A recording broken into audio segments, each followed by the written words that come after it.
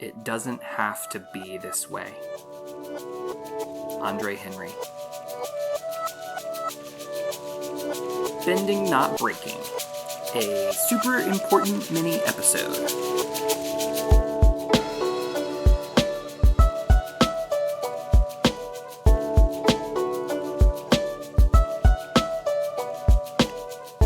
Hello everyone, thank you for joining me for this mini episode, which is outside of our regular season. I have felt increasing urgency and importance regarding this upcoming election in the United States, and I feel compelled to share some thoughts with you. Over the course of this brief episode, I hope to address some feelings, provide some resources, and share a collective call to courage. Our team's values are rooted in love and courage, and we believe this election is profoundly important. Your vote matters, and we are pleading with you to take steps to vote. But not only that, we're calling on everyone to grapple with the idea that voting is just the first step on our path to liberation and reconciliation. I have been connecting with a new friend of mine, Andrew Slack, and he is the creator and co-founder of the Harry Potter Alliance. And that is a nonprofit which utilizes fiction, primarily Harry Potter, but also Avatar: The Last Airbender and The Legend of Korra, and really a lot of important fictional works. And it uses these works to help socially organize and advocate for a better world. And we discussed how the world of Avatar could inspire us to vote. And here are some items that we considered. Aang's responsibility to the world as the Avatar is to bring balance to the world, and all three seasons are centered around this imbalance of power that the Fire Nation has appropriated over the last 100 years. And in a sense, we are living in the midst of a similar imbalance of power. We have learned from the Avatar universe that if one element takes over and rules everything, it creates imbalance and disorder, and ultimately oppression and dehumanization. Andrew Slack said in our conversation, quote, "The US has never been a full democracy, and yet has always been on a journey to be one. We need to democratize democracy, and in many ways, Avatar is about just that, a need for balance of the elements. If one element takes over and rules everything, it puts everything out of whack." And I love that Andrew framed it that way, because the imbalances that we are seeing are visible and real. And it's framed on holdtheline.com. The list of potential and real challenges we face is long, whether it's cuts to the United States Postal Service, malfunctioning voting equipment, voter suppression, misinformation, intimidation at the polls, violence among political supporters, or the president improperly using the powers of the executive branch and possibly refusing to accept defeat. We are witnessing ongoing actions that destroy our democracy bit by bit. So, step one for us to democratize democracy, if you will, is to vote in this election. And in a way, I feel much like Zuko and Sokka and Toph when they admonish Aang for not wishing to take the Fire Lord's life in the imminent battle. And again, as to quote Andrew, he says, "It would be tempting to want to destroy the Fire Nation." But that is not the lesson that Aang brings forth. He is a fierce kind of revolutionary love.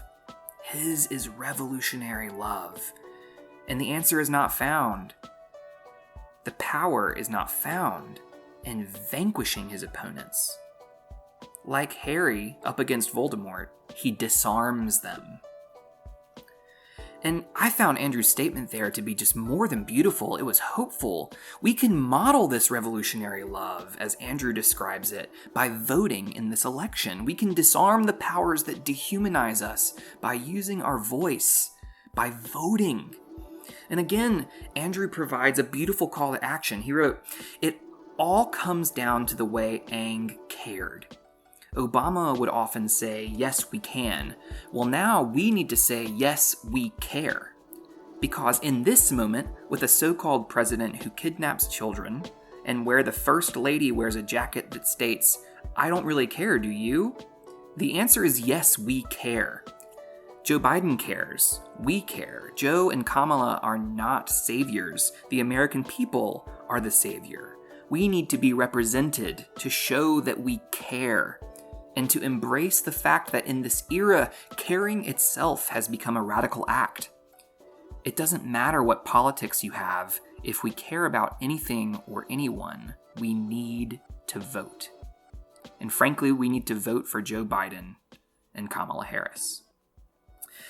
You can find Andrew Slack on Twitter at Andrew Slack, S-L-A-C-K. And I highly recommend checking out Harry Potter Alliance. There's a lot of materials regarding Avatar: The Last Airbender and civic engagement, and just lots of really cool stuff. I highly recommend checking that out. To touch on other resources, I want to recommend what I mentioned earlier, but holdtheline.com, which provides a guide for people from all walks of life to take action to ensure that this election is free and fair and that results are respected. I'll end with this. We must imagine a new kind of fire to fuel our forward motion. Not the angry fire of Zuko in seasons 1 and 2, but the sacred flame of the original source. Not the fire that is ravaged and oppressed, much like the wildfires that have devastated our planet, but rather the revolutionary love of life that burns within us, demanding liberation and reconciliation.